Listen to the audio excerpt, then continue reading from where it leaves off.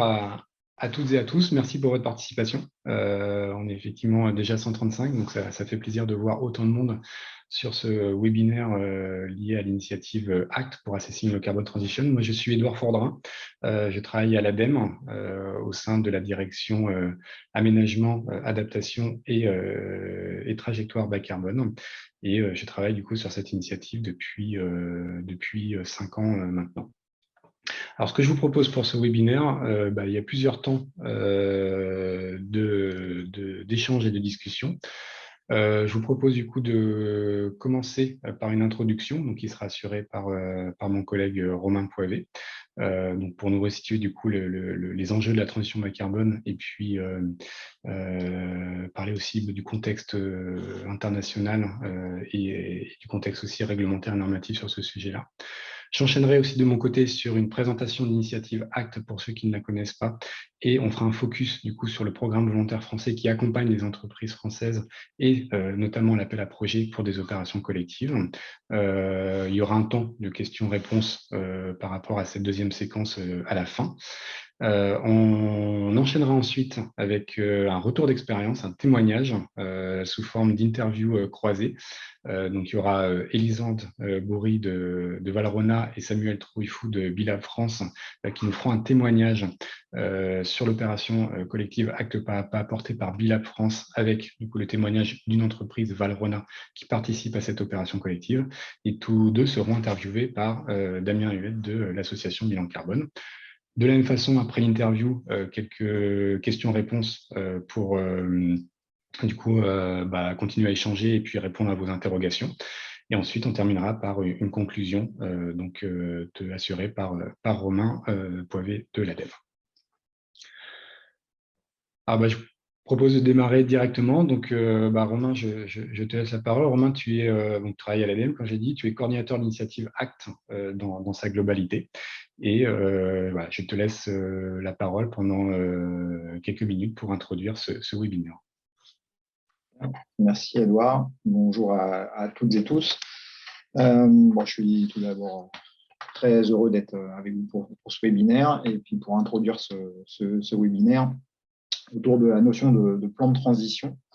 Il est évident qu'à l'heure des vagues de chaleur en France, des canicules en Inde, au Pakistan, des inondations, incendies et vagues de chaleur caniculaires aux États-Unis, nul ne viendrait encore contester la nécessité absolue de réduire enfin les émissions mondiales de gaz à effet de serre tout en nous adaptant au climat de demain. Alors, réduire de moitié les émissions de gaz à effet de serre d'ici 8 ans, c'est le point de passage obligatoire pour limiter le réchauffement climatique à 1,5 degré d'ici la fin du siècle. Autrement dit, à peu près moins de 3000 jours pour baisser de 18 milliards de tonnes les seules émissions de CO2. C'est à peu près une petite baisse journalière de 6 millions de tonnes. Alors, il est évident qu'un tel challenge ne se relève pas en improvisant au jour le jour la transformation de l'économie mondiale et encore moins de la transformation de chaque entité, chaque entreprise, chaque collectivité. Donc, il faut avoir un plan de transition, c'est évident. Alors, au début des années 2000, l'ADEME, dans son rôle de précurseur, lançait le développement du fameux bilan carbone, qui était une première méthode mondiale et premier outil au monde qui permettait d'estimer les émissions de gaz à effet de serre sur toute la chaîne de valeur des entreprises. Autant dire qu'à l'époque, le scope 3 n'était pas autant à la mode qu'aujourd'hui, où finalement, maintenant, tout le monde veut du scope 3 dans le reporting annuel des entreprises. En 2015, l'ADEME, toujours dans son rôle de précurseur, lançait l'initiative ACT pour permettre d'évaluer les stratégies de décarbonation et plans de transition associés. Et puis, à l'époque, encore une fois, on était un peu tout seul à parler de ce sujet de plan de transition. Et à chaque fois qu'on abordait ce concept de stratégie de décarbonation, plan de transition, on nous regardait un peu avec des yeux suspects, en faisant semblant de ne pas comprendre de quoi on parlait. Alors maintenant, depuis l'année dernière, finalement, tout le monde parle de plan de transition. L'Europe, tout d'abord, avec la directive CSR et puis les normes de mise en œuvre de cette directive qui sont développées par l'EFRAG, qui vient de publier la première partie, donc le document ESR SE1, qui est dédié au climat, dédié à la partie Disclosure Climat, qui est actuellement en cours de consultation publique. Au niveau plus large mondial, il y a l'ISSB, qui vient également de publier le document IFRS S2 sur le Climate Related Disclosure, et qui parle encore une fois de plan de transition aussi.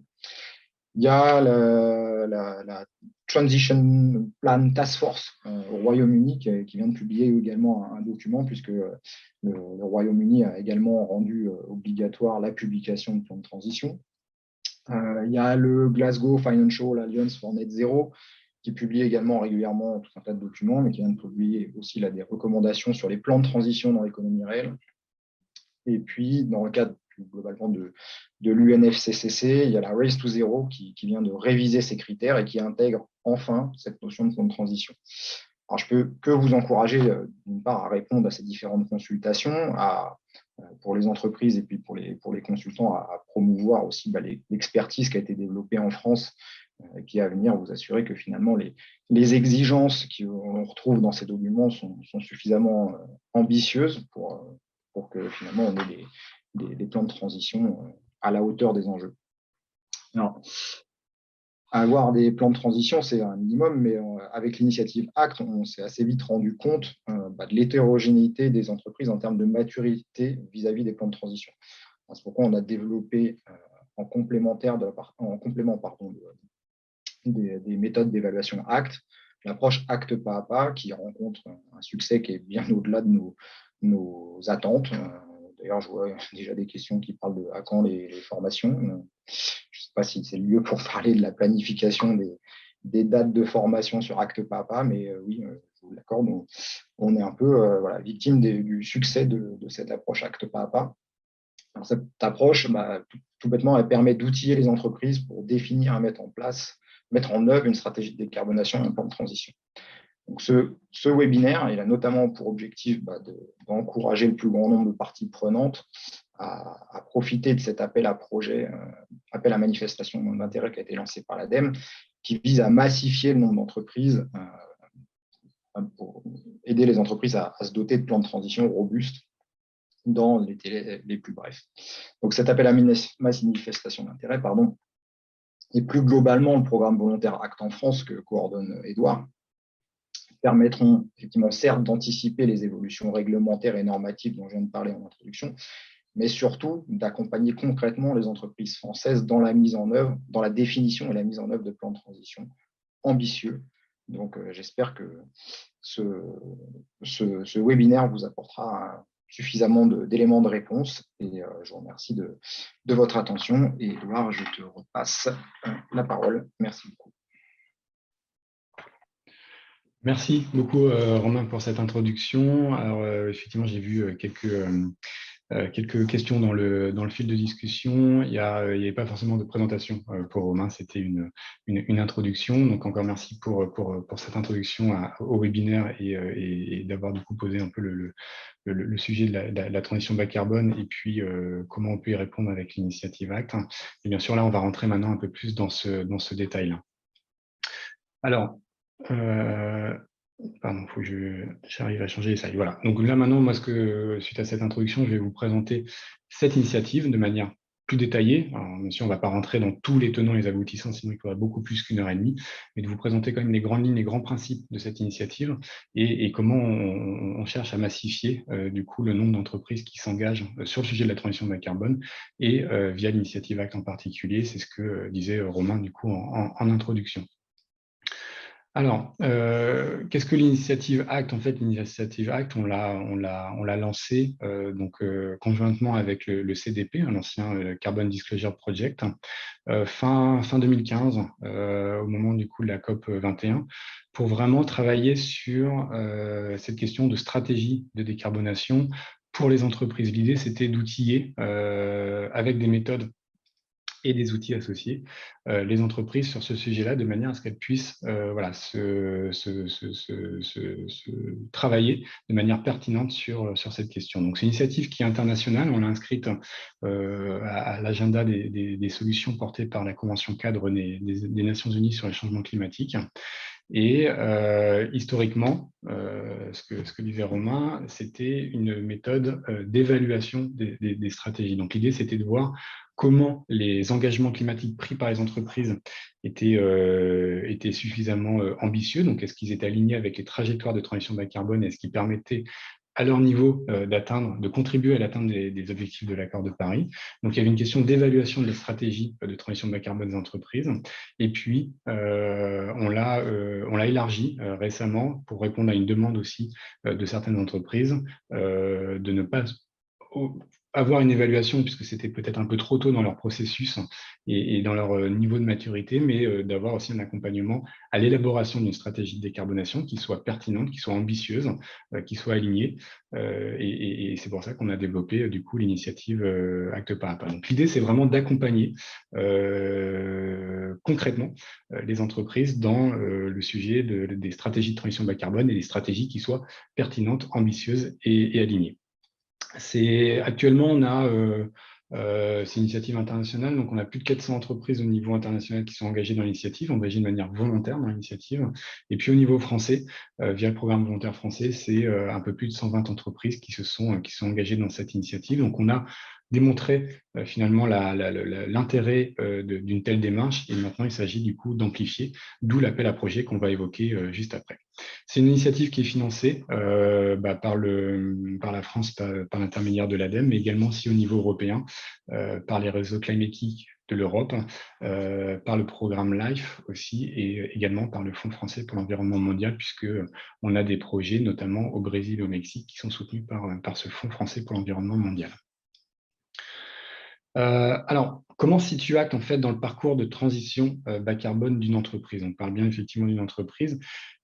En tout état de cause et en premier lieu, il s'agira toujours de mesurer, de quantifier ces émissions de gaz à effet de serre. Donc pour ça, il y a plusieurs approches, il y a plusieurs méthodes, il y a plusieurs outils.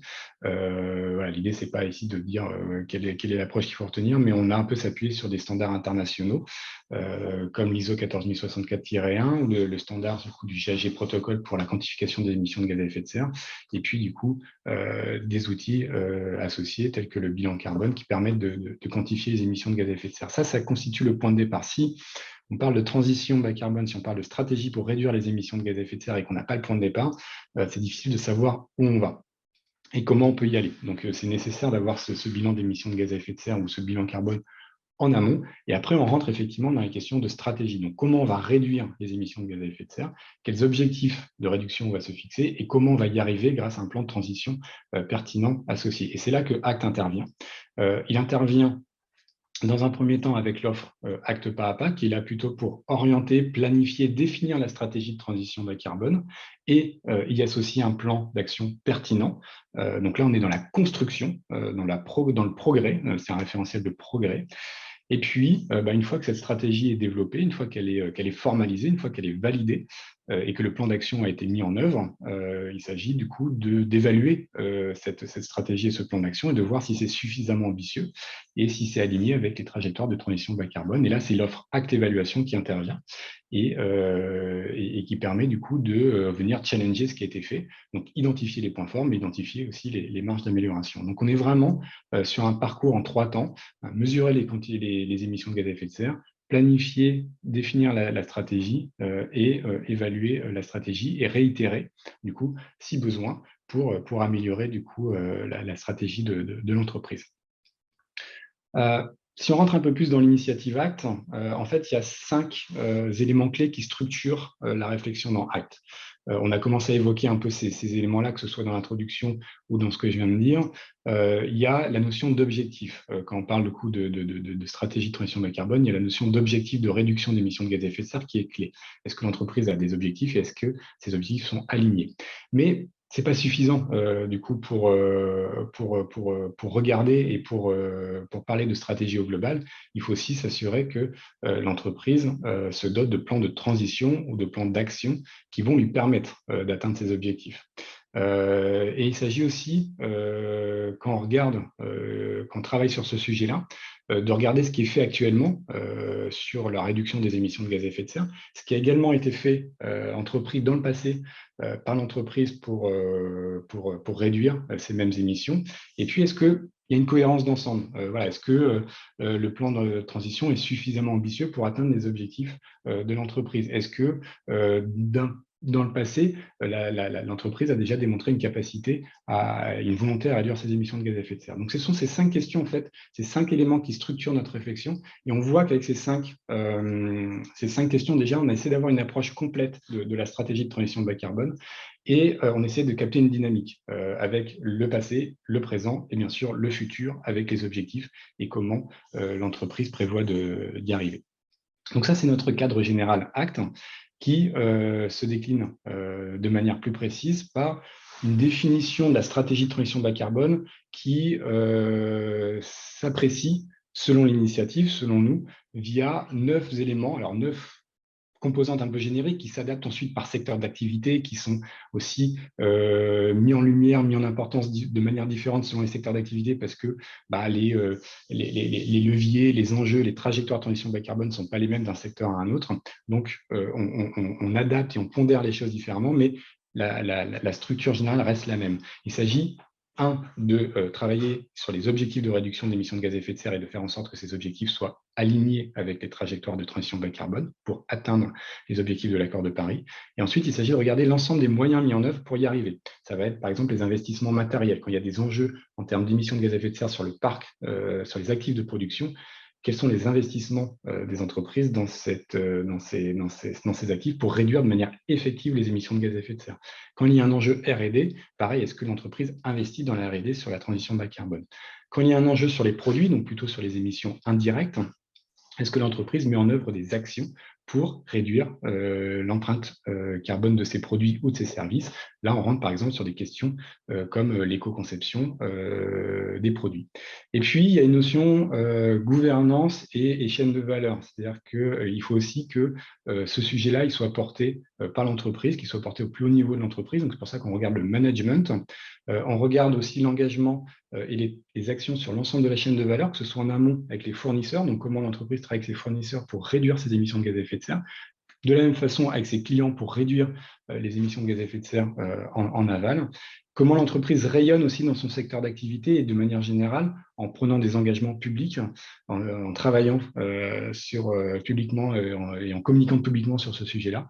Et est-ce qu'elle réfléchit à des nouveaux business models qui lui permettront d'être rentable dans une économie bas carbone? Donc ça, c'est notre structure. ACT, c'est vraiment c'est ce qui résume la stratégie de transition bas carbone dans l'initiative ACT. Et comme on l'a déjà dit, il y a 2 initiatives complémentaires, mais avec des finalités différentes. La première, c'est acte pas à pas. Donc là, l'objectif, ça va être de développer cette stratégie. Donc, on va reprendre ces 9 modules et on va soit développer, créer quelque chose de nouveau par rapport à ces 9 modules ou progresser sur ces 9 modules. Donc, il s'agit du coup de développer la stratégie avec un plan de transition associé et à mettre en œuvre ce plan d'action. Là, on va viser plutôt des entreprises qui sont moins matures, qui ont déjà réalisé un bilan d'émissions de gaz à effet de serre, mais qui doivent du coup encore progresser sur ce sujet-là. Et on a un processus en 5 étapes que je déclinerai juste après. Et ensuite, on a le volet acte évaluation. Donc là, l'objectif, c'est d'évaluer l'alignement de la stratégie de décarbonation de l'entreprise au regard des objectifs de décarbonation de l'accord de Paris. Donc là, on va viser des entreprises qui sont plus matures, qui ont déjà une stratégie, qui ont déjà formalisé ça, qui ont déjà validé ça, qui ont des objectifs, qui ont un plan de transition. Et là, il s'agit de venir challenger du coup ce qui a été fait pour progresser sur le sujet de la transition. Et on arrive à un système de notation, pareil, que je développerai juste après.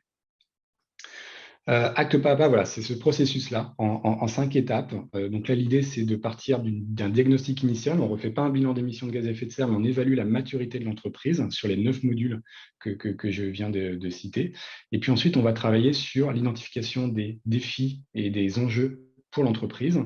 On va commencer à travailler sur la vision, donc comment l'entreprise se projette à court, moyen, long terme sur le sujet de la transition bas carbone.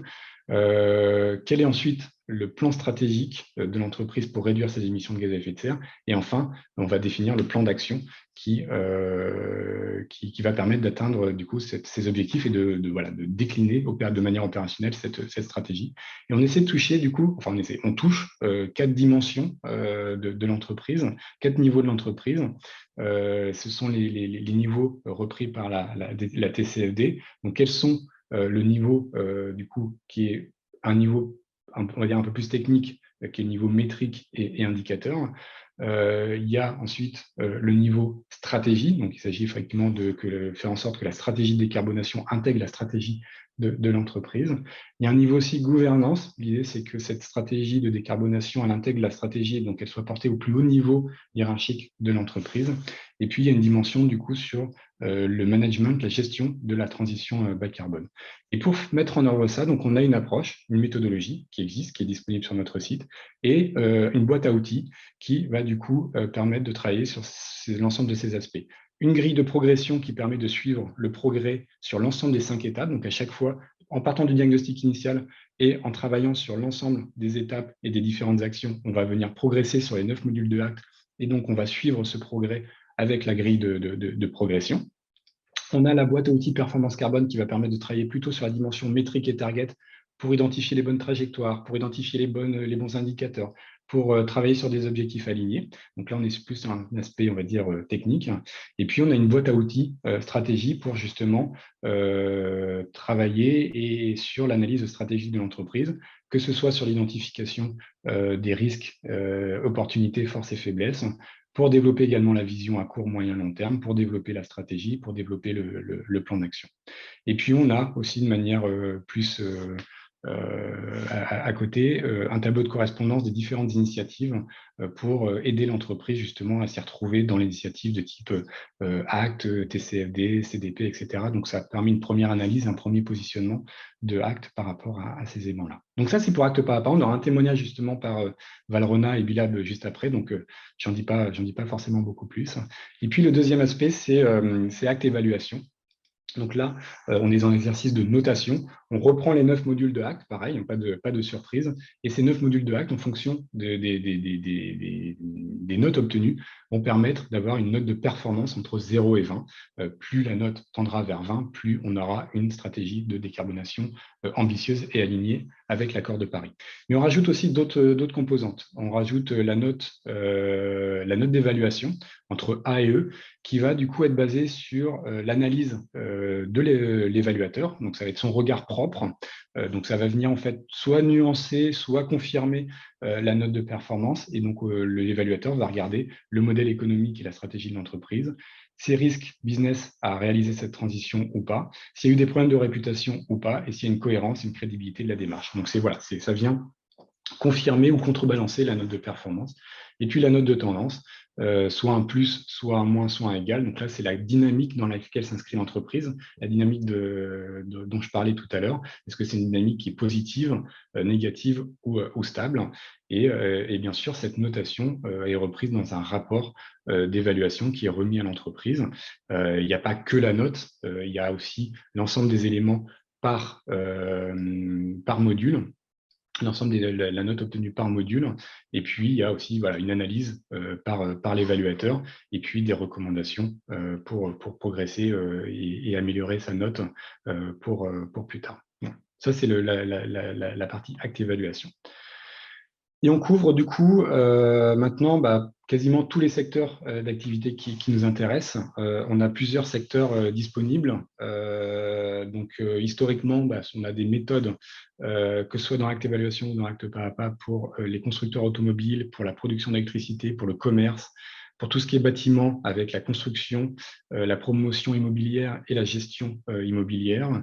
On a une méthodologie sur le pétrole et le gaz, sur le secteur du transport, sur le secteur du ciment, et également une méthodologie générique qui permet en fait de pouvoir proposer un accompagnement acte pas à pas ou une évaluation acte à des entreprises qui n'appartiennent pas à ces secteurs-là, mais qui veulent quand même travailler sur leur décarbonation. Donc, on a proposé une approche générique qui s'adapte ensuite en fonction du profil de l'entreprise et de son profil d'émissions de gaz à effet de serre notamment. Pour compléter le tableau, donc, en méthodes qui sont en cours de publication, on a l'acier et la fonte ainsi que l'agriculture et l'agroalimentaire. Donc, ce sont des méthodes qui sont finalisées, qui sont en cours de publication. Et on est en train de finaliser la dernière vague de méthodes ACT. C'est pour le secteur du verre, de la chimie, du papier carton et de l'aluminium. On vient de finir les expérimentations avec les entreprises volontaires. Et donc là, du coup, on est en train de finaliser ces méthodologies-là qui seront prêtes, grosso modo, d'ici l'été. Et puis, sachez qu'on travaille aussi sur le secteur finance, donc Act for Finance, qui est en cours de développement. Donc, ça, c'est pour les acteurs financiers. Et on travaille aussi, puisque Act s'intéresse beaucoup à la réduction des émissions de gaz à effet de serre, donc à l'atténuation. On s'intéresse aussi de plus en plus à l'adaptation et aux stratégies d'adaptation au changement climatique. Et donc, il y a des travaux qui sont menés en cours pour justement développer une méthode. Elle existe. Maintenant, il faut l'expérimenter. Donc, on travaille avec des entreprises volontaires pour tester cette approche-là de manière à compléter l'offre ACT, non pas uniquement sur l'atténuation, mais également sur l'adaptation pour parler de stratégie climat au sens large. Rapidement, du coup, sur le programme volontaire, avant de passer à vos questions, en France, l'ADEME, elle est là aussi pour vous accompagner sur ce sujet-là et d'accompagner les entreprises qui s'engagent volontairement dans l'ACT. Donc, ça passe par un soutien financier. Donc, clairement, on apporte des aides financières, des subventions aux entreprises qui souhaitent s'engager. Un support technique aussi. Alors, on ne va pas, nous, à l'ADEME, remplacer les consultants qui sont là pour vous accompagner. Hein. C'est vraiment leur rôle de vous accompagner sur Acte pas à pas ou de réaliser une évaluation ACT. Donc, ça, clairement, c'est pas notre mission. Mais par contre, on va plus travailler sur la montée en compétences des acteurs. Donc, on va travailler sur les formations. On a des parcours Acte pas à pas et Acte évaluation pour les entreprises, mais également pour les consultants, de manière à proposer un réseau de consultants qui soit apte à accompagner les entreprises. Et puis, un dernier volet, on y passera peut-être un peu de temps si vous avez des questions là-dessus, sur l'animation de l'écosystème ACT en France. L'idée, c'est que tous ces acteurs-là qui se posent les mêmes questions sur la transition bas carbone, que ce soit les entreprises, que ce soit les consultants, que ce soit d'autres parties prenantes, comme les acteurs financiers, par exemple, puissent trouver un espace de discussion, alors sous la forme de webinaires, sous la forme de réunions annuelles, sous la forme de plateformes d'échange, donc de proposer une animation de l'écosystème de manière à continuer à phosphorer, à échanger et à progresser ensemble. Donc, n'hésitez pas à aller sur notre site, actinitiative.org. Le /fr, il est pour la partie française de ACT, qui reprend justement les modalités d'accompagnement des acteurs français sur l'initiative ACT. Et pour finir, du coup, je voulais faire un focus sur l'appel à projet. Donc, comme l'a dit Romain, l'objectif, c'est maintenant de massifier le nombre d'entreprises qui s'engagent sur le sujet de la décarbonation. Et donc, on a lancé un appel à projet pour des opérations collectives. L'intérêt d'une opération collective, c'est de pouvoir effectivement toucher un collectif d'une dizaine, quinzaine, vingtaine d'entreprises qui vont travailler sur ce sujet-là. L'objectif, c'est d'avoir des entreprises qui se dotent de stratégies de décarbonation et de plans d'action, de plans de transition pertinents et qui rendent compte de façon transparente de leur stratégie. Donc, c'est pour ça qu'on vise dans cet appel à projet les deux démarches, acte pas à pas, acte évaluation. Ça peut être l'un ou l'autre, ou les deux, puisque une évaluation acte intervient en fin de parcours de transition bas carbone. Donc voilà, c'est quelque chose qui se veut du coup souple.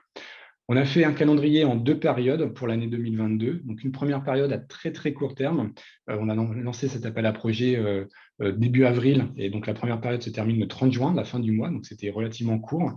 L'idée, c'est ensuite de sélectionner les dossiers et d'annoncer les résultats entre juillet et septembre, de manière à pouvoir contractualiser les aides entre septembre et novembre de cette année et d'avoir des projets qui démarrent au 4e trimestre de cette année.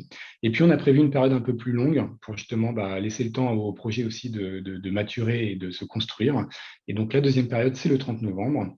L'idée, c'est de sélectionner les dossiers et d'annoncer les résultats entre décembre 2022 et janvier 2023, de contractualiser les aides entre janvier et mars 2023, et puis d'avoir des projets qui démarrent au premier semestre de l'année prochaine. Donc, 2 périodes, une période très court terme, une période un peu plus lointaine pour vous laisser le temps du coup de monter des projets.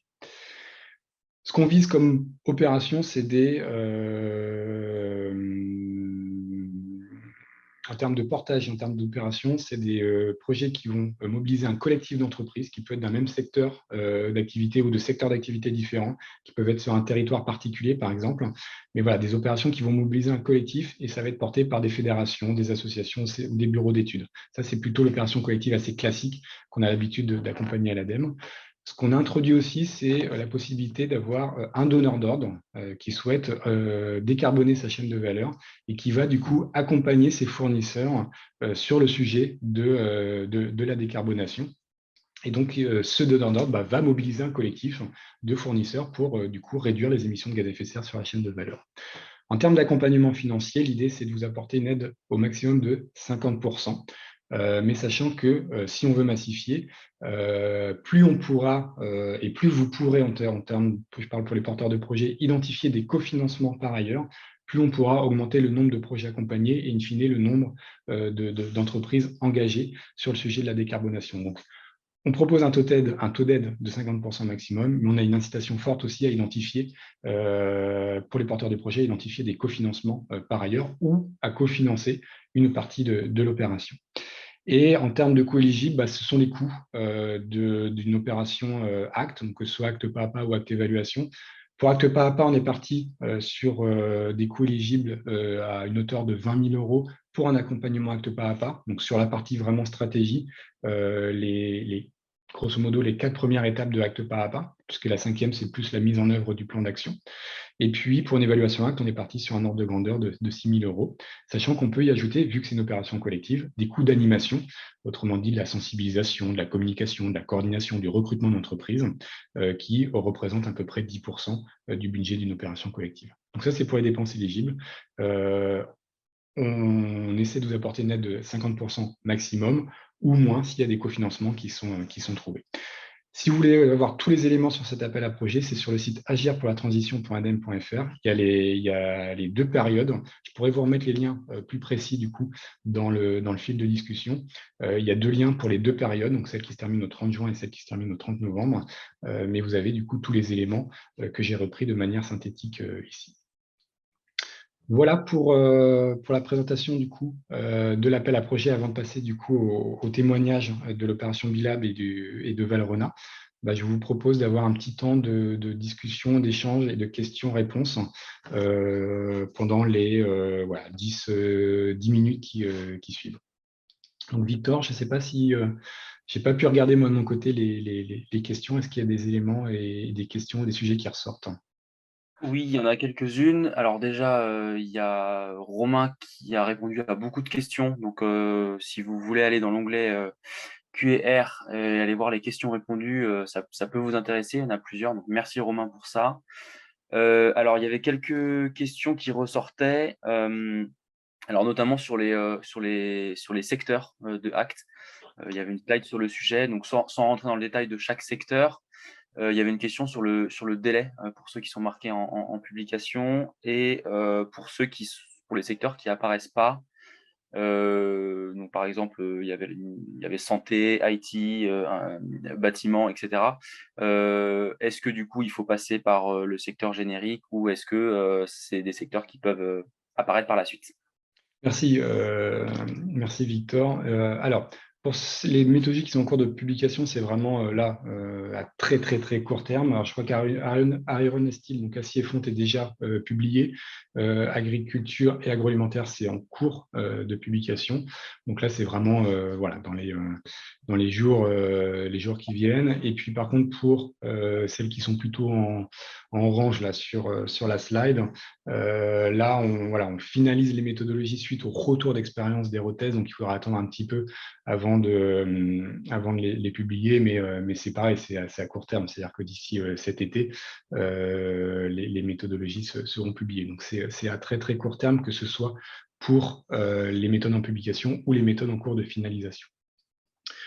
Pour répondre à la deuxième partie de la question, si effectivement le secteur n'est pas identifié dans cette liste-là, on bascule automatiquement, entre guillemets, dans la méthode générique, qui propose en fait un cadre global et qui, en fonction des enjeux d'une entreprise, en fonction des leviers dont elle dispose, on va du coup quelque part faire une micro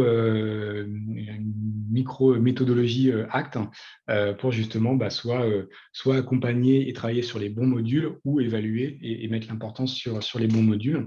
Donc voilà, ça s'adapte très bien. On a pas mal d'entreprises qui entre guillemets basculent dans cette approche générique et ça marche plutôt bien. Ça ne veut pas dire que ça va rester stable comme ça.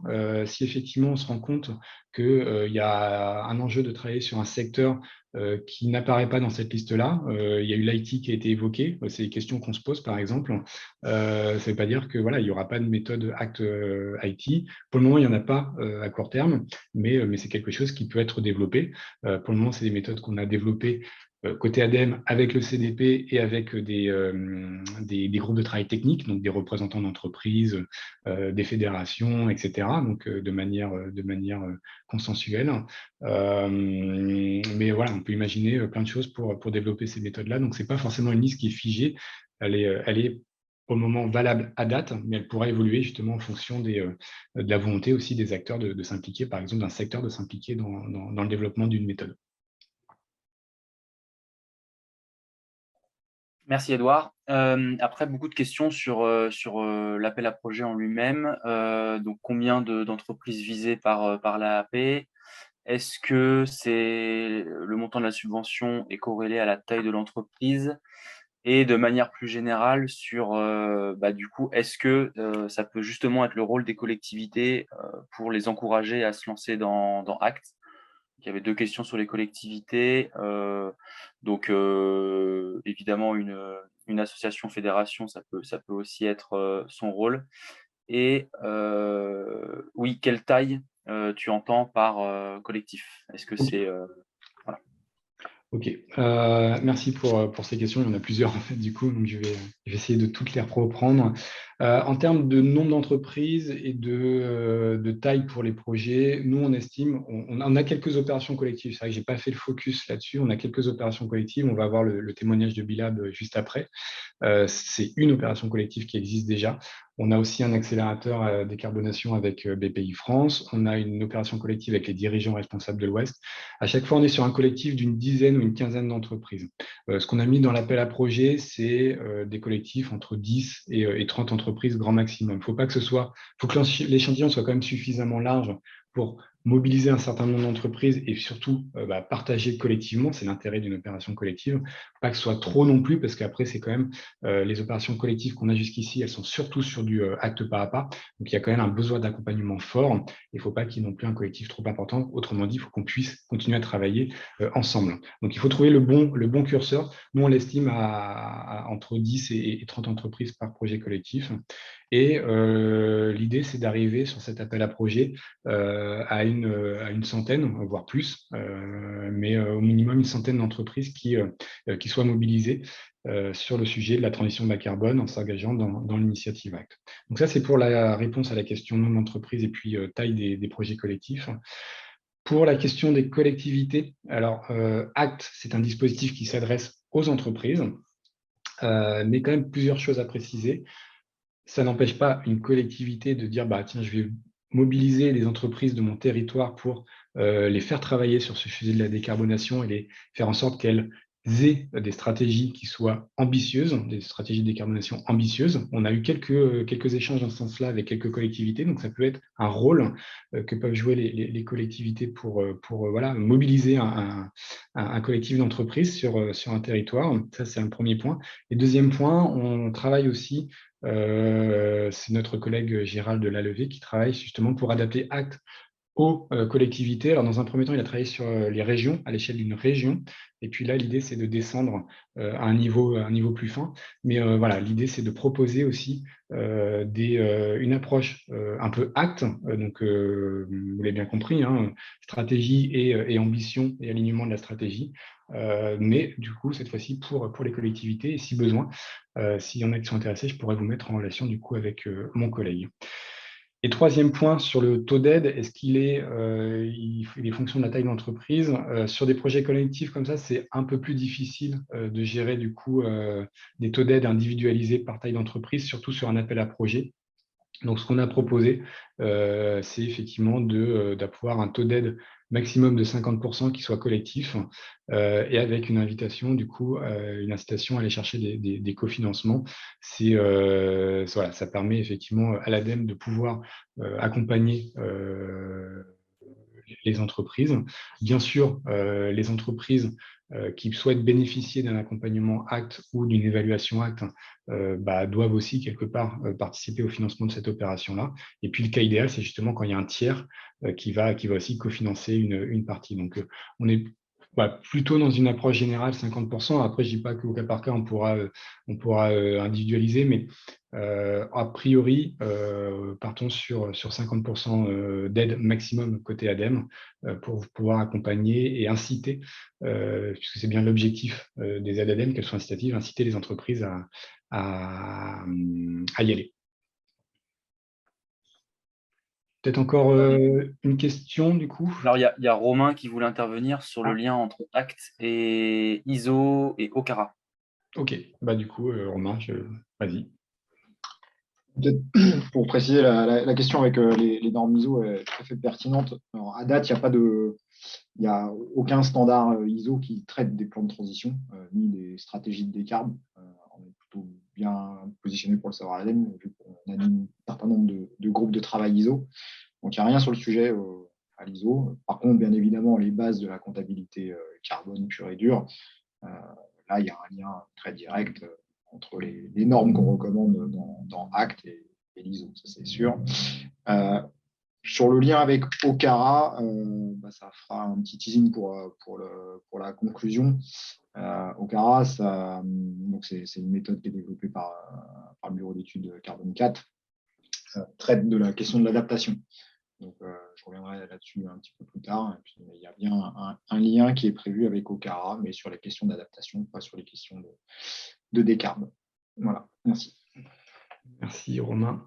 Il est 45, je propose pour laisser vraiment aussi parce que c'est Juste Edouard. Oui. Il y a une question qui est pas, je ne veux pas intervenir parce que du coup je vais enchaîner, mais qui peut être intéressante, c'est est-ce qu'il est prévu une espèce de bourse au projet? Enfin, en gros, il y a une question sur les collectifs préexistants sur lesquels les entreprises pourraient se greffer. Et je pense qu'en termes de communauté, d'échange, voilà, je ne sais pas si ce qu'on peut vous appeler en disant je suis intéressé, mais je suis tout seul. Moi, je caricature, mais Oui, c'est l'idée, c'est un peu l'idée derrière l'animation de la communauté, c'est que voilà, il y a des collectifs qui se montent par des porteurs de projets, les dirigeants responsables de l'Ouest, la BPI France, Bilab, et que voilà, pour le moment, ce sont des premières opérations, mais Samuel, tu en parleras peut-être mieux que moi, et si tu veux en parler, mais l'idée c'est après aussi de pouvoir proposer ce type d'opération à d'autres acteurs. Donc pour moi, c'est un peu l'objet de l'animation, c'est que les acteurs se rencontrent, puissent échanger et se greffer du coup à quelque chose d'existant ou à créer quelque chose de nouveau s'il n'y a rien sur lequel se greffer. Après, à voir s'il y a un formalisme particulier à prévoir là-dessus. On a prévu une plateforme d'échange, donc on peut imaginer aussi plein de choses d'un point de vue pour formaliser ça. Mais c'est l'idée, en tout cas, de l'animation, c'est que les gens se rencontrent et progressent. c'est vrai qu'on est à quelques jours, voire quelques heures du lancement de la plateforme d'échange. Donc, peut-être qu'on pourra créer un canal bourse au projet collectif. Merci du coup pour la question. Je vous propose de continuer avec le témoignage. Du coup, alors je vais avancer, je reviens sur mes slides. Donc, un témoignage d'Elisande Bourri, qui est responsable sécurité et environnement au sein de l'entreprise Valrhona. Et donc Samuel Trouillefou, pour Bila France, tu es chargé de gestion de projet de la communauté. Vous serez interviewé par Damien. Donc merci du coup pour cette interview d'avance. Et puis l'idée, c'est de nous faire un retour d'expérience, même si c'est en cours, en tout cas un témoignage de l'opération collective Bilab, et avec le point de vue d'une entreprise en particulier, en l'occurrence Valrhona. Donc je vous laisse la main à tous les trois. Merci Edouard. Alors, je sais pas, je gère pas les slides, donc s'il y a 2-3 supports à projeter, Edouard, je te laisse peut-être les afficher. Et Suzy, je compte sur toi pour le temps, puisque du coup, voilà, je ne vais pas forcément regarder le timing tout le temps. Du coup, je vous propose de démarrer peut-être tout simplement en vous présentant. Chacun d'entre vous, peut-être commencer par Elisande, en présentant votre structure et puis peut-être en quelques mots présenter aussi la stratégie de décarbonation, la stratégie climat de Valrhona. Oui, bien sûr. Donc, je suis Elisande Bourri, donc je m'occupe effectivement de sécurité et environnement au sein de Valrhona. Nous sommes une chocolaterie qui est basée à Tain-l'Hermitage dans la Drôme, qui regroupe à peu près 850 collaborateurs. Donc, on va à la fois concevoir nos produits, les fabriquer, les distribuer ensuite dans le monde entier. Concernant le sujet carbone, on y travaille depuis le début des 2012 environ à peu près, où on a commencé notre premier bilan carbone. Au début sur le scope 1 et 2, et puis on l'a élargi assez vite l'année suivante au scope 3. Et on s'est tout de suite dit, bien sûr, qu'il fallait qu'on travaille à la fois sur la réduction, sur l'ensemble de la chaîne de valeur, donc à la fois sur l'amont, qui était une grosse part de notre bilan carbone, donc de travailler dans notre activité avec nos producteurs de cacao notamment, qui était un point important. Sur la chocolaterie, et là, on a pu se fixer des objectifs, j'ai envie quantifiés. Donc, on s'est fixé des ambitions de réduire nos émissions de la chocolaterie de 50% entre 2013 et 2025. Et puis sur l'aval, sur toute la distribution de nos produits, parce qu'on a toute une chaîne logistique, on s'est fixé aussi des ambitions par rapport à ça, en travaillant vraiment sur une distribution ayant le moins d'impact. Ok, merci. Peut-être avant de préciser comment vous êtes arrivé à cette opération collective, je vais te donner la parole à Samuel. Peut-être la même sanction, même question. Est-ce que tu peux te présenter aussi du coup le collectif, hein, l'association Bilab? Bonjour, bonjour à toutes et à tous. Donc moi, je suis Samuel Trouillefou, je suis alternant à la Green Management School et je travaille actuellement chez Bilab France. Donc je suis plutôt chargé de gestion des projets et donc de la communauté et donc de toutes les actions qui sont mises en place par le collectif des entreprises certifiées, bi-certifiées comme on dit, donc certifiées Bicorp en France. Donc très rapidement pour ceux qui ne connaissent pas, donc du coup Bilab c'est l'ONG, donc c'est l'association qui est derrière en support de la certification B Corp. Donc elle a plusieurs objectifs, notamment développer le mouvement en France, donc à travers la promotion d'un outil gratuit, holistique, qui est mis à disposition de tout un chacun, qui s'appelle le BIA, que vous pouvez retrouver en tapant BIA sur un moteur de recherche, et donc qui permet de s'auto-évaluer et de commencer à mettre un pied un peu dans ce qui est tout autour de la RSE. Donc c'est vraiment à destination des organisations, pas des produits. On est vraiment dédié organisation. Ensuite, la labellisation des entreprises, là, c'est le deuxième étape. Il faut bien voir que B Corp, c'est vraiment un mouvement international avec une partie française, on dira. Et donc, pour aller à la certification, on utilise cet outil et quand on atteint un score minimum de 80 points, on peut prétendre à la certification. Donc, on est audité, les points sont validés, on atteint et donc on est certifié. Donc voilà, donc il y a cet outil BIA, il y a aussi, donc Bilab a aussi comme mission de renforcer la crédibilité donc, du coup, du mouvement Bicorp en France en amplifiant la voix de sa communauté. On collabore beaucoup avec les décideurs publics français, européens pour pouvoir repenser un peu le modèle économique. On travaille aussi à engager le milieu académique, notamment les étudiants, à travers différents programmes, notamment le programme Bi-Académie. On travaille aussi sur l'engagement avec les collectivités locales, les investisseurs, les réseaux, toujours autour des outils Bicorp pour les aider justement dans leur transformation. Et puis voilà, et puis Bilab France assure aussi la gouvernance de l'association. C'est l'association qui assure un peu la gouvernance autour de tout ce qui a trait à Bicorp, en accord avec les valeurs du mouvement, l'épanouissement de l'équipe, etc., la diversification de son financement, etc. Donc vraiment tout cet aspect support. Voilà, voilà, pour la présentation de Bilab. Très précis, merci, très clair, merci Samuel. Du coup, j'avais deux questions peut-être pour arriver doucement sur l'opération collective. Tu as parlé de l'outil de mesure d'impact, BIA, et en fait, moi j'avais deux questions en préparant un peu cet entretien. C'était finalement quel était le poids du critère climat ou décarbonation dans cet outil de mesure, et puis plus globalement, quel est le degré de maturité entre guillemets, selon ton vécu de maturité climat des entreprises, ou en tout cas de l'écosystème Bicorp présente au sein de la communauté. Voilà. Est-ce que c'est un sujet, parce que tu as parlé de RSE et c'est vrai que moi j'aime bien faire le lien entre le climat et la RSE. D'accord. Oui, alors ben justement, donc le BIA, donc c'est un peu le cœur du système, on va dire Bicorp. Le BA, il analyse les entreprises, les stratégies, on va dire l'impact des entreprises à travers 5 grands domaines, plus un sixième que je vais pas trop, qui est lié au business model, mais surtout 5 grands domaines qui sont la gouvernance, les collaborateurs, la communauté, donc la collectivité, l'engagement, on va dire, territorial, l'environnement et les clients.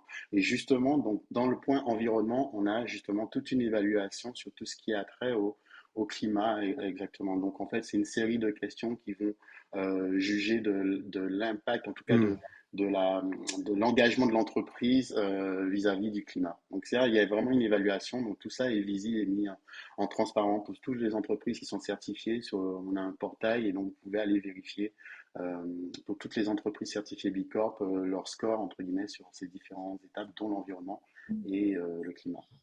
Ok. Merci pour cette précision. Alors, Elisande, je ne t'oublie pas, je vais juste peut-être proposer une dernière question à Samuel avant de bifurquer sur la naissance, finalement, un peu la genèse de cette opération collective. Peut-être tout simplement la présenter, comment elle est née, et puis quelles sont les entreprises en présence, parce que j'imagine qu'il n'y a pas que Valrhona, sinon ce ne serait pas une opération collective. Oui. Alors, juste par rapport au degré de maturité, parce que je crois que j'ai oublié de répondre sur cette partie-là. Donc, du coup, on retrouve effectivement un scoring qui est plus général, mais en fait, on est dans un collectif. Donc, effectivement, la communauté B Corp aujourd'hui, c'est environ, on est presque à 200 entreprises certifiées B Corp. Et donc, en fait, on a vraiment différents niveaux de maturité sur la thématique climat au sein de l'écosystème B Corp. Et donc, on est segmenté par groupe de travail, par différentes thématiques, dont le climat. Et ce que nous, on valorise, c'est que des membres prennent les sujets qui leur tiennent cœur, et plutôt que de travailler de leur côté, ils viennent pousser dans une démarche collective les autres acteurs de la communauté à s'engager avec eux sur une démarche. Donc nous, on a eu donc Antoine Join de Utopie qui a été un peu leader là-dessus, qui est revenu vers nous en nous disant que voilà, cette démarche, au sein de leur structure, ils accompagnaient déjà, mais qui trouvaient que ça faisait sens de pouvoir la proposer d'un point de vue collectif à l'ensemble des acteurs. Juste pour là-dessus, on a donc eu la chance, nous, dans notre communauté, si tu veux, tu peux passer au slide suivant, voilà. En fait, on a la chance d'avoir dans notre communauté des cabinets qui ont la capacité d'accompagner sur la méthodologie ACT, et des entreprises qui, elles, sont déjà engagées du fait même d'être B Corp à avoir un impact positif sur la planète, et qui souhaitent justement donner une forme à cet engagement de façon reconnue, avec une méthodologie éprouvée. Et donc c'est en ça que donc Antoine a réuni d'abord un collectif d'entreprises de cabinets de conseil, donc BL Evolution, Ecodev, Tuvalu, et donc Utopie. Et ensemble, ils ont travaillé sur une manière dont ils allaient accompagner des entreprises, donc un appel à projet, un appel à candidature au sein de la communauté. Et donc, on a eu 10 entreprises qui nous ont rejoints, donc qui sont Davidson, Cogent, Nuancis, Castali, Ma Bonne Étoile, Squeeze, Open Classroom, Valrhona, Insect, Château-Marie, c'est le slip français, et qui se sont portés, qui ont porté leur candidature, et qui se font accompagner du coup par ces 4 cabinets durant le projet.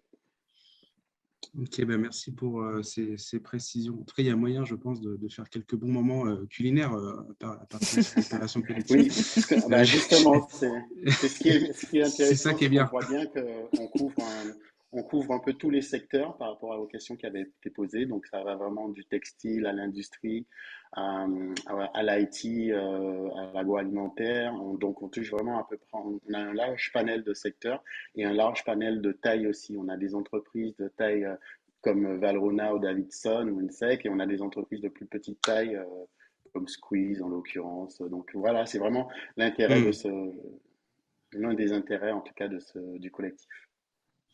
Ok, merci pour ces précisions. Elisande, peut-être du coup Scope 3 depuis presque 10 ans du coup maintenant, donc on voit qu'il y a un engagement sur ces sujets de longue date. Alors du coup, pourquoi avoir participé finalement à cette opération, quels étaient pour toi les bénéfices attendus? Alors, comme je vous l'ai expliqué, on y travaille depuis longtemps, mais on n'avait plutôt pris l'approche notre bilan carbone et qu'est-ce qu'on peut réduire. Ce qui nous manquait, c'est une approche vraiment 360 qui rayonne depuis la stratégie, la gouvernance, la vision auprès de nos clients, nos investissements, tous les piliers dont a présenté Édouard pendant la présentation. On manquait de cette vision globale et 360. Et puis surtout, on manquait d'une vision. Est-elle suffisamment ambitieuse, notre vision? Est-elle pertinente? Est-elle alignée? On n'avait pas cette vision-là non plus. Donc, la méthodologie ACT, elle nous a semblé pouvoir nous permettre de renforcer notre structure et d'aller plus loin en s'assurant de ces différents points. Donc, c'était vraiment ça notre volonté en s'engageant dans cette méthodologie. Et en plus, le fait que cette méthodologie soit reconnue, c'est aussi un gage un peu de crédit pour nous sur ce que l'on fait. Ok, très bien. Peut-être, alors ce qu'on n'a pas précisé, en effet, ce qu'on aurait peut-être dû faire d'entrée de jeu, c'est que, sauf erreur de ma part, l'approche retenue, on est sur du acte pas à pas sur cette, oui, tout à fait. sur cette opération collective. C'est vrai que Édouard a présenté les deux dispositifs, c'est toujours bien de le préciser. Alors, je sais en préparant cet entretien qu'on est sur des premiers temps, des premières étapes, mais peut-être que ça peut être intéressant, Elisande, notamment pour les entreprises qui sont présentes aujourd'hui ici, de présenter finalement cette première étape. Il me semble que vous avez finalisé le diagnostic initial, ou en tout cas ou en cours de finalisation par rapport à ce qu'a présenté Édouard. Voilà, comment concrètement ça a fonctionné. Ouais, comment ça s'est fait concrètement? Alors, on s'est effectivement lancé dans la démarche il y a quelques mois. On se fait accompagner par le cabinet Utopie. Donc, on a démarré en interne par beaucoup de communication pour expliquer la démarche ACT, ce qu'elle est, quels bénéfices on peut en attendre pour nous. Et du coup, on a passé du temps avec le cabinet qui nous accompagne à structurer un peu notre premier atelier qui était autour de l'analyse des risques et opportunités et rédiger ce diagnostic initial. Parce que notre volonté, c'était vraiment de le faire en mobilisant le maximum notre direction.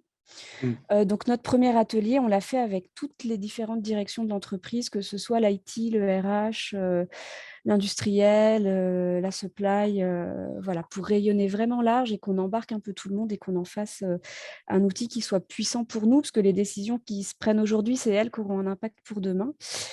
Ce qui était intéressant dans le diagnostic initial, c'est que du coup, on s'est posé des questions en le faisant qu'on ne s'était jamais posé vraiment jusqu'ici, via la méthodo, du style, c'est quoi le Valrhona de 2050? C'est quoi l'évolution de l'entreprise d'ici à 2050? C'est quoi le pourcentage de chiffre d'affaires associé à de la R&D ou à des investissements plus sobres?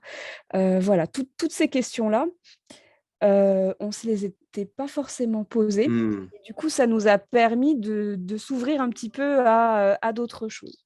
Parce qu'on avait eu beaucoup plus une approche issue de notre bilan carbone, qu'est-ce qu'on peut faire pour réduire? Donc, voilà ce que le diagnostic initial nous a apporté. Et ensuite, sur l'atelier risque et opportunité qu'on a fait dernièrement, c'était vraiment à la fois de la sensibilisation et de la montée en compétences à tous les niveaux, et à la fois du travail vraiment d'identification de nos forces, faiblesses et des risques, opportunités auxquels on allait être confrontés. Voilà. Donc demain, ce sera comment est-ce qu'on va saisir un petit peu tout ça. Ok, merci. En tout cas, je confirme en tout cas pour avoir fait quelques formations ACT que le référentiel, en tout cas la démarche, va assez loin dans le questionnement des entreprises. Donc, ça ne m'étonne pas que vous ayez eu ce genre de questionnement suite à ce diagnostic initial. Peut-être, Samuel, pour rebondir sur l'aspect collectif de l'opération en tant que porteur de projet. Peut-être nous raconter un peu comment ça se passe concrètement, l'animation, l'accompagnement, parce que voilà, il y a 10 entreprises avec des degrés de maturité un peu différentes. Quels sont les temps collectifs? Enfin, voilà, en gros, concrètement, comment vous animez tout ça? Alors, juste, tu peux aller du coup sur le slide juste après. Donc, en gros, nous, les entreprises, elles ont été réparties par cabinet, en fait. Donc, chaque cabinet accompagne un groupe d'entreprises.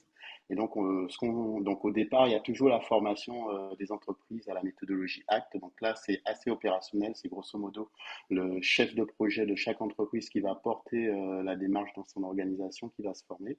Donc ça, c'est arrivé en tout début de formation, fait de projet plutôt, excusez-moi.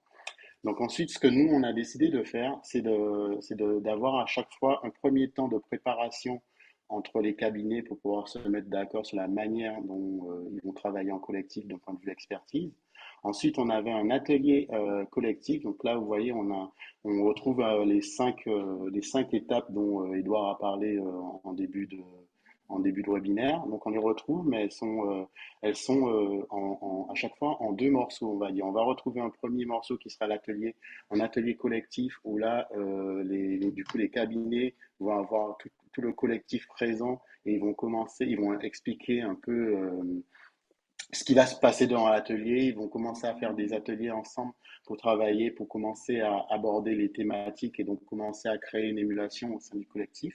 Ensuite, les entreprises vont se retrouver dans un deuxième temps avec les cabinets en one-to-one, j'ai envie de dire, pour commencer à vraiment mettre en place dans la procédure.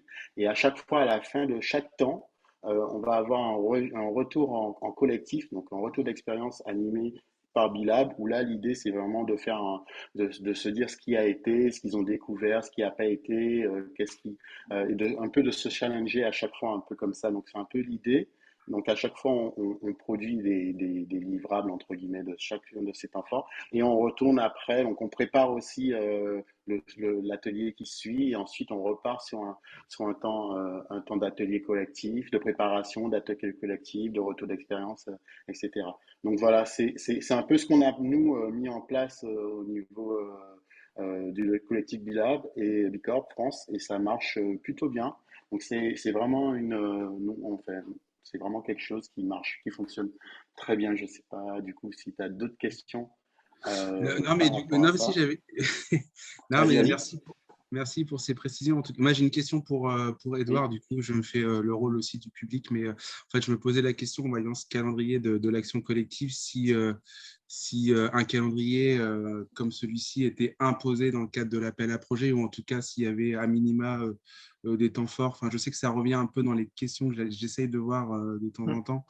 Mais voilà, enfin, je suis désolé, je te fais intervenir maintenant, Edouard, mais je reprendrai les discussions après. Aucun problème, merci. Mais du coup, je vais essayer de faire court quand même pour laisser la place au témoignage. Alors, la méthodologie Acte Papa propose un cadre justement sur la durée de l'opération. Retenez que les étapes 1 du diagnostic initial jusqu'à la définition de la stratégie et du plan d'action, c'est environ une année de projet, un an de projet. Avec les accompagnements qui vont bien. Et ensuite, il y a la deuxième partie de l'acte pas à pas qui dure voilà, jusqu'à 2 ans maximum, qui est la mise en œuvre du plan d'action et le suivi du plan d'action. Là, on est sur un temps un petit peu plus long parce que voilà, les actions ne se mettent pas en place du jour au lendemain, donc il faut prévoir un peu plus de temps. Donc, sur ce processus de 3 ans, on estime qu'il faut 1 an pour définir la stratégie et le plan d'action et 2 ans pour le mettre en œuvre et le suivre. Là, cette opération-là, du coup, elle, sur ce calendrier, on est vraiment sur cette étape de définition de la stratégie du plan d'action et on s'est donné une petite marge supplémentaire jusqu'à 18 mois. En tout cas, Bilab nous l'a présenté comme ça. Je pense que c'était effectivement nécessaire parce que c'est une opération collective. Ça demande des temps collectifs. Ça demande un petit plus d'échanges. Donc voilà, il ne faut pas hésiter à prévoir un peu plus de temps. Donc le calendrier n'est pas imposé. Il y a des recommandations. Il y a un cadre, mais il n'est pas imposé. Et il est tout à fait conforme à ce qu'on imagine. Pour juste finir ma réponse, pour une évaluation ACT, là, c'est un temps beaucoup plus court. Une évaluation ACT, c'est 5 jours d'analyse par un consultant, la collecte des données en amont par les entreprises. Il faut considérer qu'une évaluation ACT se déroule sur une durée de projet de 3 mois environ. Ok, bah merci Edouard pour cette intervention. Du coup, pour Elisande, je pense qu'il y a déjà eu des ateliers collectifs. Finalement, comment ça se passe concrètement d'un point de vue entreprise? Parce que j'imagine qu'il y a un peu de benchmark, des discussions entre entreprises. Enfin, voilà, comment vous le vivez, comment vous partagez un peu tout ça? Oui, oui, oui. Juste pour revenir sur le planning là, de l'action collective, c'est aussi quelque chose qui nous a plu côté entreprise, c'est que ça cadence et que ça rythme la démarche, parce que sur ces sujets, comme on a souvent tendance quand même à se projeter sur le long terme, on peut vite se laisser dériver. Donc, ça nous a intéressé ce côté aussi rythme dans la démarche et dans les ateliers, en fait. Voilà, je ferme la parenthèse, mais c'était juste pour vous donner un petit peu cette vision-là. Les ateliers en collectif, nous, pour ça, c'est ce qu'on y a vu comme intérêt de le faire en collectif, justement, c'est de pouvoir avoir du réseau, faire du benchmark, même si on n'est pas sur les mêmes secteurs d'activité, c'est pas vraiment un frein parce qu'on est un peu tous à se poser les mêmes questions. On partage aussi sur nos REX suite aux différents ateliers qu'on a pu mener, plus sur la méthodologie, plus sur des points comme ça, sur l'animation, sur de la communication. Donc, c'est assez intéressant d'avoir accès à ce réseau pour nous, pour justement pour avoir un réseau plus large, parce qu'on est nombreux à se poser un certain nombre de questions sur ça. Et là, on s'enrichit un petit peu tous mutuellement, quoi. Ok. Et c'est en collectif. J'avais une petite question. Alors, il y a le droit à un joker par le temps du webinaire, mais j'avais ces temps-là pour l'entreprise. C'est typiquement toi, enfin c'est la mission RSE ou enfin je me demandais comment était impliqué finalement Alors, le top management, enfin comment eux le vivent cette expérience. Donc, effectivement, il y a un coordinateur ACT, et ça, c'est prévu dans la méthodologie qui suit la formation. Et il y a aussi un sponsor qui est au niveau de la direction, qui suit aussi et participe à ces ateliers. Okay. Et donc, c'est important ce bon binôme-là, puisqu'il y a quand même un engagement aussi de la direction et du board à conduire sur cette méthode. Qui remonte du coup l'information régulièrement au comité de direction, par exemple. Voilà. Ok. Ça marche, ok, merci. Et du coup, j'avais une petite question avant de peut-être revenir à Samuel aussi sur... j'ai un peu une idée de la réponse, mais comme aussi à l'ABC, on anime aussi une communauté d'experts, c'est un peu le rôle du consultant dans la démarche, finalement, quelle est la... Enfin, ça fait 10 ans que vous travaillez sur le sujet, on pourrait se dire éventuellement, voilà, on aurait pu faire, entre guillemets, sans consultant. Je fais une question un peu polémique, mais en gros, voilà, quelle est pour vous la valeur ajoutée un peu d'Utopie? Si Antoine, tu veux intervenir, j'ai vu que tu étais connecté, pas de souci. La valeur ajoutée, c'est qu'il connaît quand même très bien la méthodo. Il va nous donner des approches méthodologiques que nous n'avons pas, parce que nous, on connaît plutôt bien notre périmètre d'activité, nos secteurs d'influence, mais je précise, par exemple, nos bilans carbone, on ne les avait pas fait nous-mêmes, on avait travaillé avec un cabinet, donc on a aussi un besoin de monter en compétence sur ces sujets. Et après, son rôle pour moi, et on y a passé du temps, c'est de créer des ateliers qui soient en lien avec la culture d'entreprise. Et ça, c'est important. Et on a passé du temps à préparer ça pour qu'on puisse embarquer tout le monde ensuite, en fait. Ok. Bah, merci, très clair. Ça marche. Je pense que Suzy, je me permets de... Je ne sais pas où on est par rapport au nombre de questions, le temps. Je poursuis.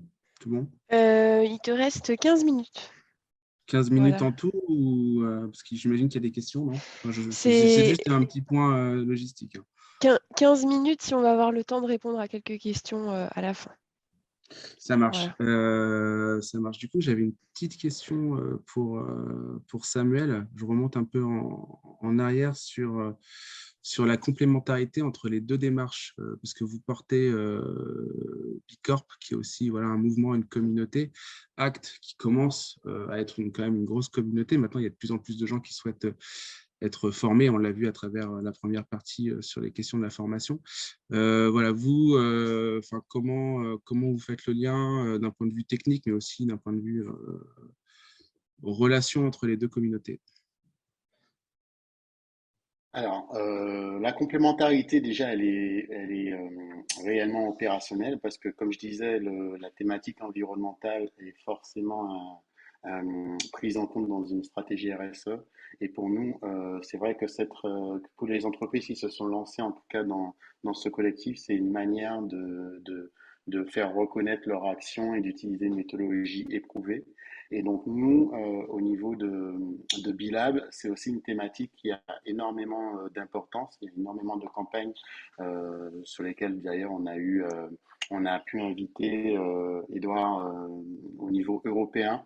Et donc, je pense que voilà, donc aussi dans ce cadre, dans la nécessité un peu de pousser, on va dire, cette méthodologie à travers déjà le réseau Bilab Europe aussi, de montrer, d'en faire une vitrine et aussi d'en faire un peu, ça va aussi dans le sens de ce que je disais en termes de comment on va dire, de plaidoyer que l'on fait aujourd'hui au sein de la structure. Donc, c'est de pousser aussi des méthodologies françaises, enfin, entre guillemets françaises, en tout cas, actes au point de vue européen et international. Donc il y a ce côté-là qui est très important pour nous.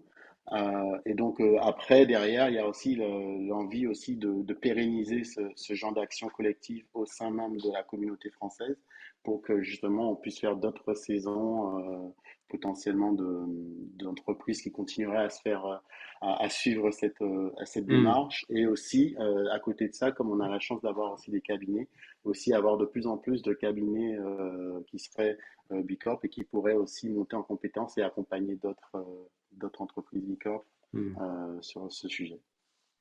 C'est vrai qu'on le voit, enfin là je suis un petit tac au tac, mais on le voit aussi sur... il y a plusieurs communautés là, sur ces sujets qui sont en train de se créer sur le décarbonation, sur, enfin, même y compris le bilan carbone, etc. Et c'est vrai qu'on sent aujourd'hui un besoin d'échange, en tout cas de fusion entre ces différentes communautés au risque de peut-être perdre tous ces acteurs.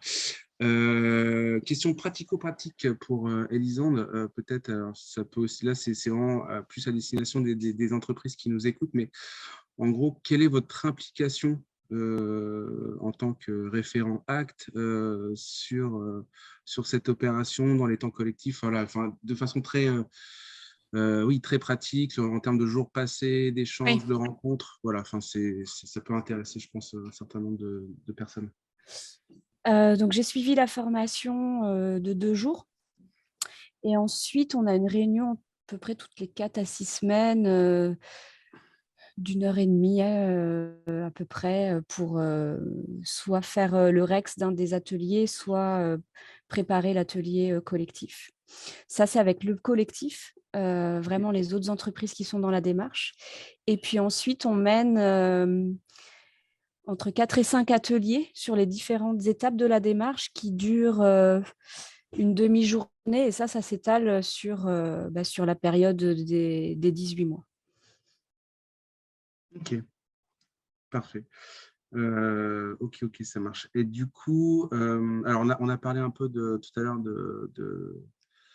je suis conscient que vous êtes au début de la démarche, Elisande, mais est-ce que concrètement, au sein de l'équipe, au sein des collaborateurs, aujourd'hui, vous voyez une progression, ne serait-ce qu'en termes de mobilisation, sensibilisation, enfin concrètement, comment ça se passe? Est-ce que les gens viennent vous voir? Est-ce que le sujet climat a pris de l'ampleur au sein de Valrhona à travers cette opération? Alors, ce qu'on a comme besoin, parce qu'on a des demandes par rapport à ça, c'est que les collaborateurs, par exemple, souhaitent s'engager dans tout ce genre de démarche. Donc, par exemple, suite à notre premier atelier, il y a un point qui est ressorti, c'est comment est-ce qu'on embarque un peu plus. Et donc, on s'est dit que là, on avait vraiment visé le board et le top management, il faut qu'on y invite plus de monde. Puis, il y a un point qui va être important un petit peu quand on va avoir fini, je pense, le parcours, c'est comment est-ce qu'on transforme un petit peu cette feuille de route et toutes ces actions. Et là, ce qu'on a comme vision, c'est d'avoir vraiment des groupes de travail en pluridisciplinarité qui travaillent vraiment sur ces actions.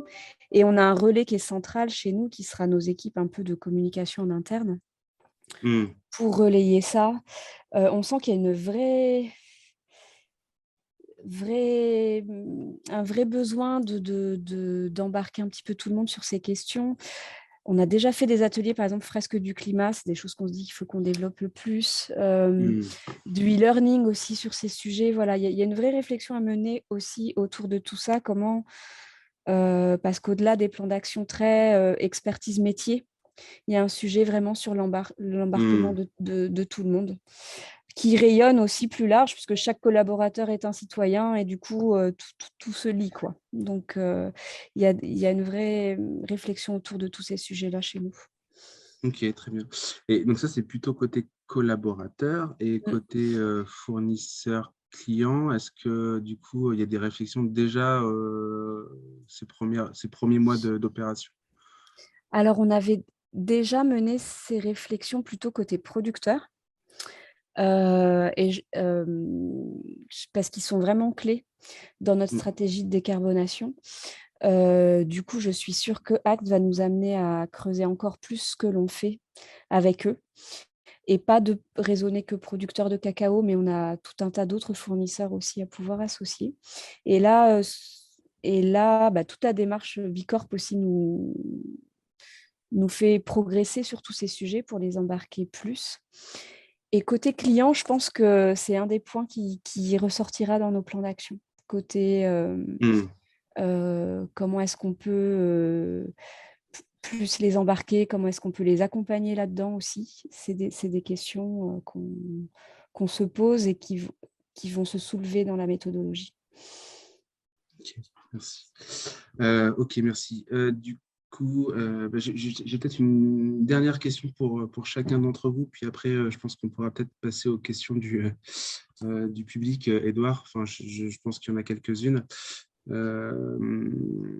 Peut-être pour Samuel, au sein du mouvement Bicorp, de votre communauté, moi, ma question derrière, c'était finalement quelles sont les suites imaginées ou à imaginer à cette opération, puisque ces entreprises, est-ce qu'une fois l'opération terminée, alors je sais que ce n'est pas pour tout de suite, mais on pourrait déjà anticiper, est-ce qu'il y a une volonté ou est-ce qu'il est prévu une animation, je ne sais pas moi, de retour d'expérience, de parrainage sur ces sujets pour que ce genre d'opération puisse servir à d'autres? Enfin, voilà, comment vous imaginez les choses sur les suites, en fait? À court terme et à long terme, d'ailleurs, parce que les deux sont possibles. Oui, d'autant qu'en plus, là, comme on disait, on est sur plutôt 15 mois avec 3 mois potentiellement. Donc en fait, nous, on envisage vraiment ça on voit ça vraiment comme une première saison. Donc ça nous a permis un peu d'éprouver la méthode, de voir ce qui pouvait être amélioré, etc. Donc on a les cabinets, comme je disais tout à l'heure, on a des cabinets qui font partie, en l'occurrence je pense à Davidson qui très tôt a dit être potentiellement intéressé pour aussi accompagner demain des entreprises dans la méthode ACT. Donc l'idée c'est vraiment de répéter ce type d'initiative au sein du collectif parce que pour nous, ça nous permet réellement d'être dans le concret, en fait, en tout cas sur la thématique climat, donc qui est vraiment reconnu au sein de l'entité Bilab. Hein, donc, grâce à ça, Bilab France a été vraiment reconnu au sein des autres entités. Et donc, notre idée, c'est vraiment de continuer à développer sur la partie, en tout cas, sur cette partie acte pas à pas, continuer à pousser des entreprises à se lancer dedans et à les accompagner avec des collectifs comme ça, Bicorp. Et ensuite, sur la deuxième partie, ceux qui vont sortir, on va dire, de cette première partie acte pas à pas, l'idée, c'est vraiment aussi de pouvoir euh, en toute transparence, donc là je ne veux pas encore trop m'avancer par rapport aux entreprises, mais l'idée c'est vraiment de montrer un peu, comme le permet l'outil, d'où on est parti, l'objectif global de la communauté de ce groupe collectif au bout de l'expérience et de suivre après comment on y est arrivé durant la mise en place du plan d'action. Donc avoir une vision de pouvoir montrer concrètement les impacts de la méthodologie sur sur le collectif. Ouais, mais c'est intéressant. Ouais, du coup, il y a une évaluation de l'évolution du collectif et de l'individu, quoi. Enfin, voilà. Ouais, ok. Elisande, un peu la même question avant peut-être de voir s'il y a des questions sur voilà, les suites un peu, enfin, vous concrètement, sur ce sujet climat, on a parlé de Valrhona 2050. Je ne vais pas forcément poser la question maintenant, mais en tout cas, Valrhona 2025. Non, mais à la fin de cette opération, comment un peu vous voyez les choses en termes voilà, de changement enfin, de réflexion, de modèle d'affaires, tout ça, quoi. Elle est Question large, difficile, hein. cette question. Elle est large. Voilà. C'est sûr qu'on aura travaillé sur notre amont et vraiment sur... et il y a tout un travail vraiment qui est puissant à faire de notre côté là-dessus. On aura monté en compétences et nous ferons nos propres bilans. Et on sera en mesure de pouvoir vraiment, et c'est aussi ce qui nous intéressait dans la méthodologie, se dire, grâce à toutes ces actions qu'on a pu définir sur les piliers, ben voilà notre contribution.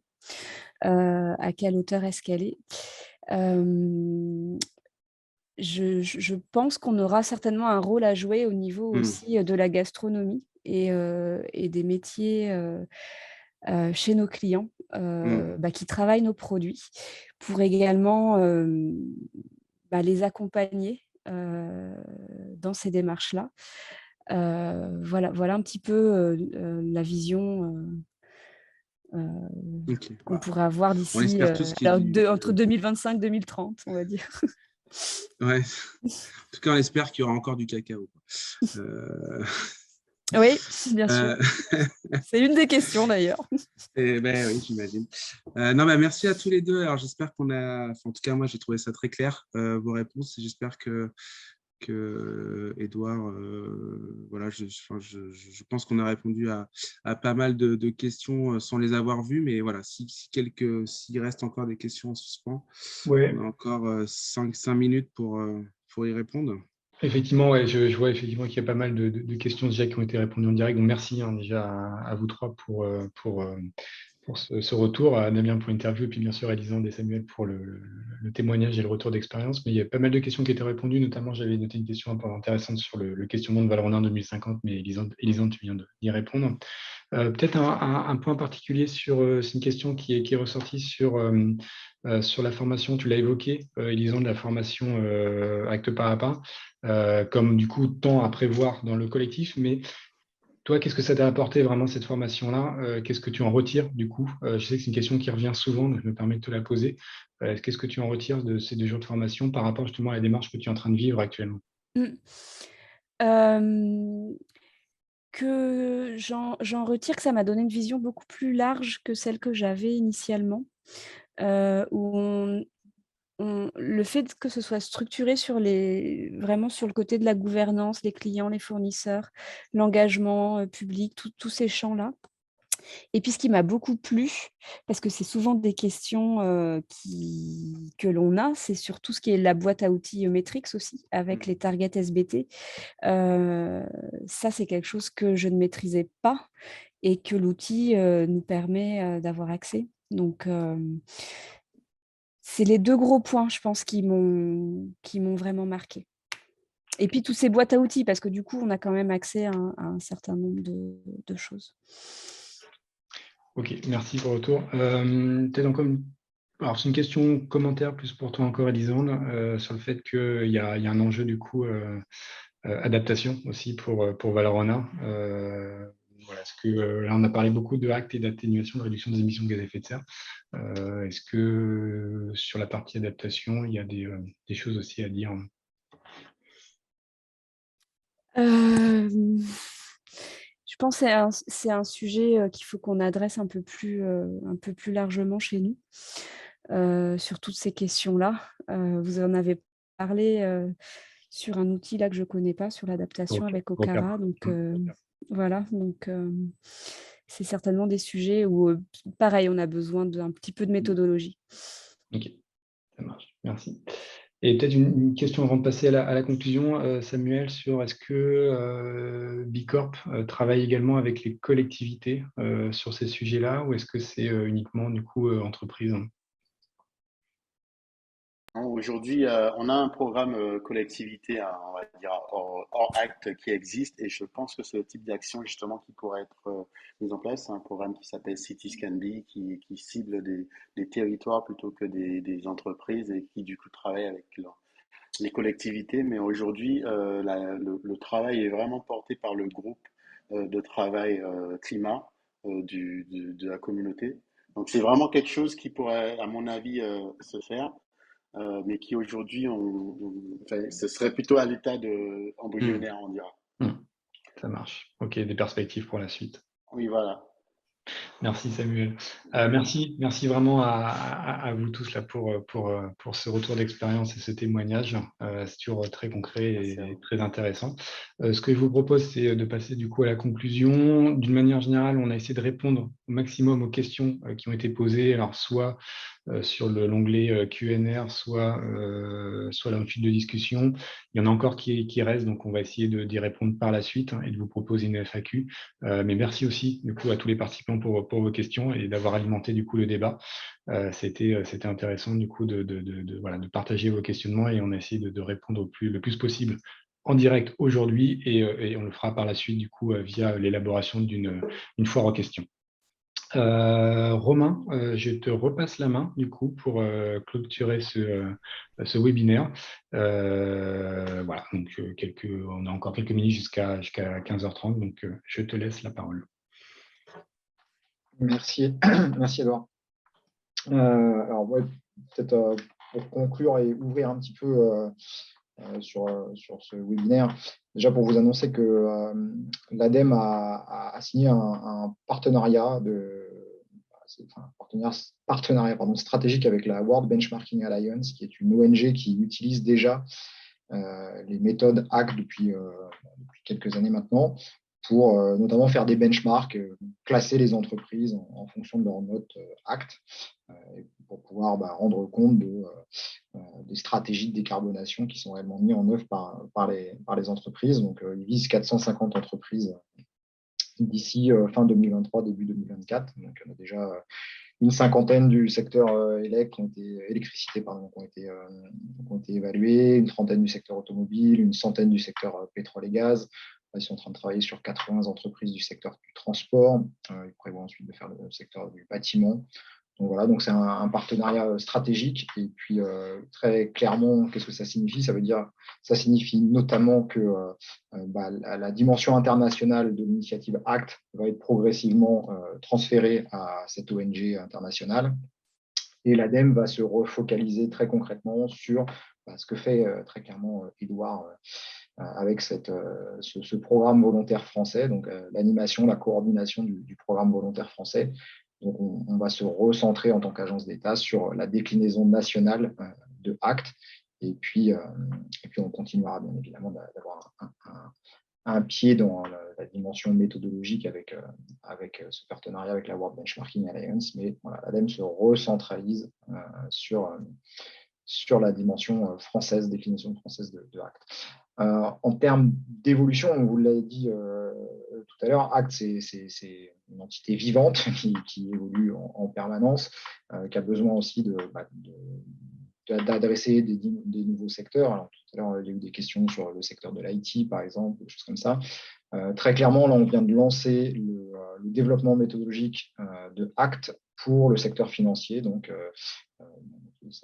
qui s'appelle, sans grande subtilité dans le nom, qui s'appelle Act for Finance.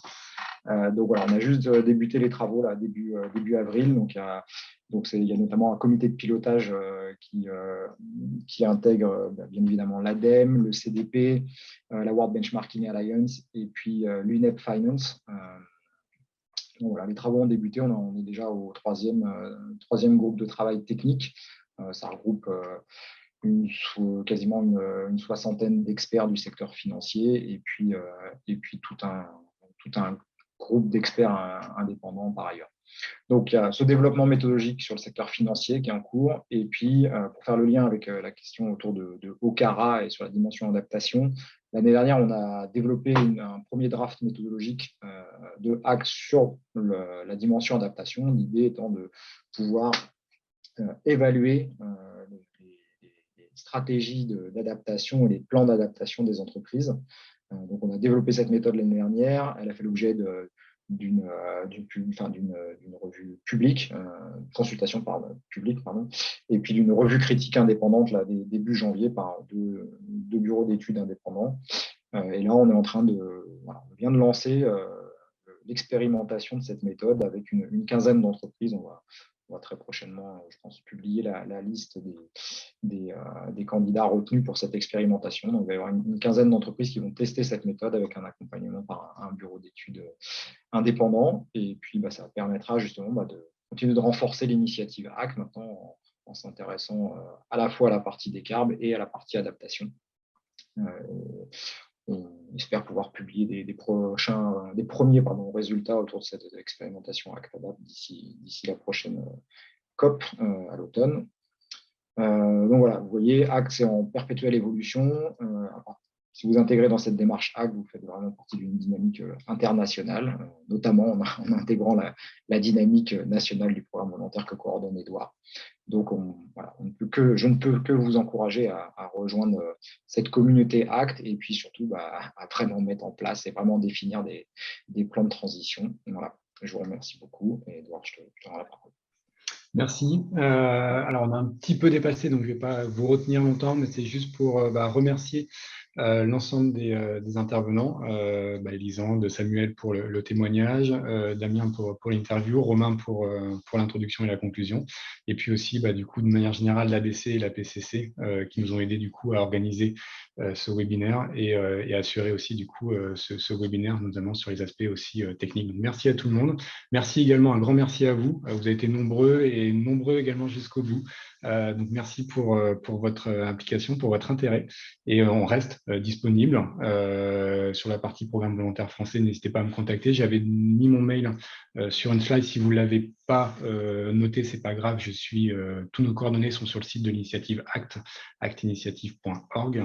Donc voilà, n'hésitez pas à nous contacter. Et comme je l'ai annoncé, on a répondu à certaines des questions. Les autres, on y répondra par une fois en question juste après le webinaire qui sera aussi accessible en replay.